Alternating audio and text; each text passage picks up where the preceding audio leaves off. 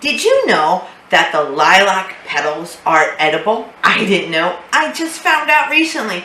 I was so excited, still am, to find out that my favorite flower is edible, which is great because you can do a lot of different things with the lilac petal. So today I'm going to share a lilac jelly recipe with stevia blend. It's so exciting. So it does have a few steps. The first step is to make a tea before we get to the final product. And I know I'm late to the party and the lilacs have died and already have gone to bed till next year, but I was busy with spring gardening and spring hatching, so better late than never. Let's get canning. The longest part, I swear, is pulling the petals off the branch. It takes a lot of petals if your petals are tiny, and mine were tiny. Ingredients for making the tea: 2 cups of packed lilac blossoms, no leaves or stems, 2.5 cups boiling water. So to make our lilac tea, we first place the blossoms in a non-reactive pot or bowl and pour the boiling water over them. Allow them to steep for 8 hours or overnight. I did overnight, and I find that it really gave it a nice strong flavor. In the morning, strain the flowers out of the water, squeeze them dry. You should have about 2.25 cups of lilac infused water or lilac tea. If you don't, you can add more water to make 2.25 cups.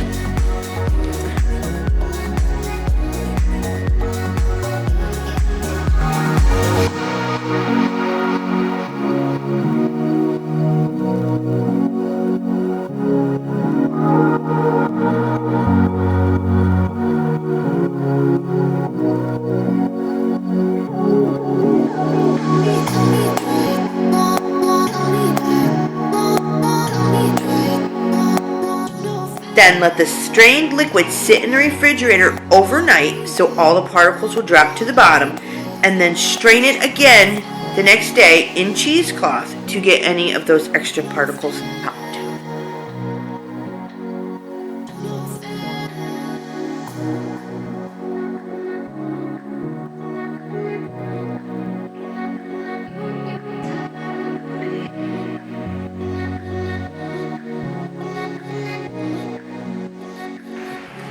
For this lilac jelly, you will need 2 1/4 cup lilac tea. If you don't have enough, you can use some water to get to the amount that you need. 1/4 cup lemon juice, whether it's fresh or bottled. 1 cup stevia or stevia blend, or erythritol, or I think swerve is another one. Whatever stevia type sugar you would like to use. I am using my Pure, which is the stevia erythritol blend.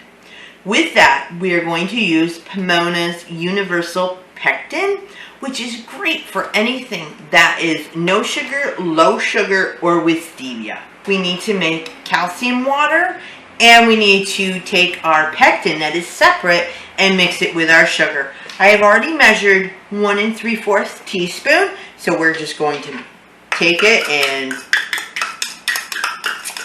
blend it all in.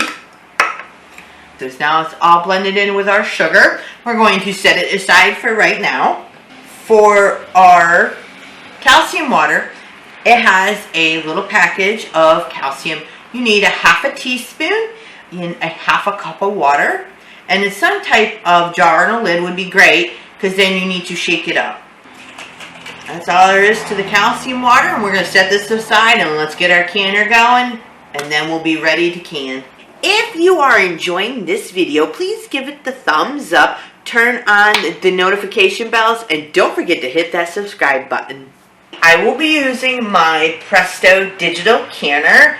It's kind of warm out, so this will be great. I won't heat up the whole house too much. So it is going to be Waterbath canned. Jellies are low acid, and we're going to be for 10 minutes is process time. There's 10. Hit the button again. I've already inserted the jars and I filled them, and I have enough water to cover. You need 1 to 2 inches above the jar when you are water bath canning. At this moment, we're just heating them, getting them all warmed up and cleaned. Please remember to get a warm pot of water and put your lids in to get the glue loosened before canning. So I usually do that when I'm filling my canner and I get the canner all filled and warmed up. I'm usually warming up this as well. And now, I'm so excited, we get to make my jelly. The lilac, I want to call it extract, but essence, tea, and add some water, the lemon juice, and then I'm going to get and shake it up. And this is 1 3/4 teaspoon of the calcium water. So then we're going to get this. One.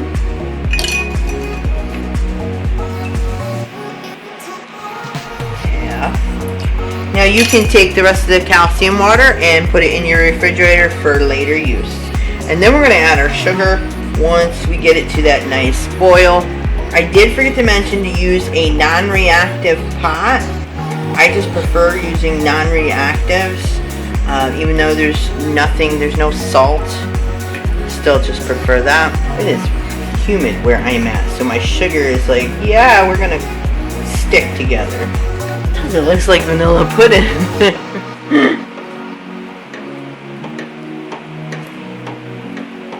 Alright, 2 minutes. I need to skim the top a little bit. Now some people use butter, so you don't have to skim the top. It helps with the foam. But I don't want to put butter in this right now when it's my first time trying it. Now let's get our jars ready and can. I have my hot jar here, I have my ladle and my funnel. I do have my vinegar. So, 1/4 inch headspace.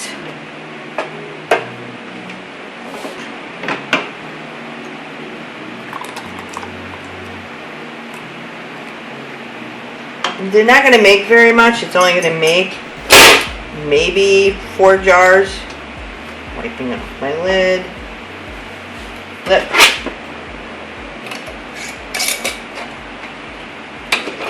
Fingertip tight.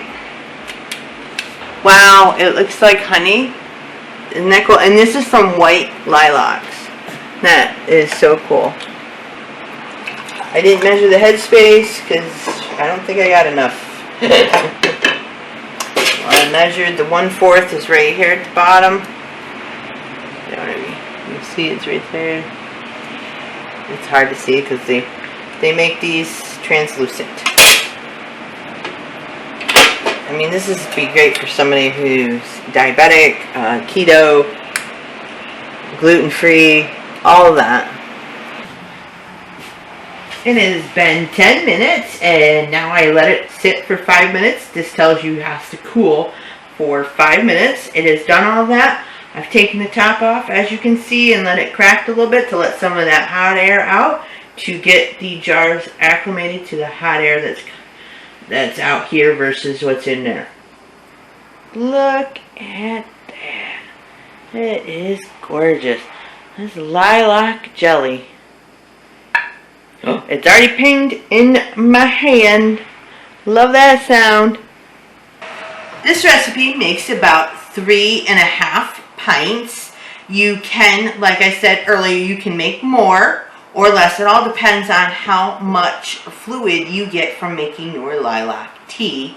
Now also make sure, remember to leave enough airflow space so the jars will cool at an even rate and there will be no cracking or busting of the jar. Wait 24 hours before you come back and check to see if they've set, because sometimes the pectin doesn't set and you can redo it again. I noticed with the lilac jelly it takes a little longer with using the pomona to set. This was so much fun to make and enjoy. I hope you will try it next year and tell me in the description box below what flavorings you would think would go with this white lilac, because that one has a butterscotch flavor. That is all I have for this week. Thank you, and I will see you in the next one.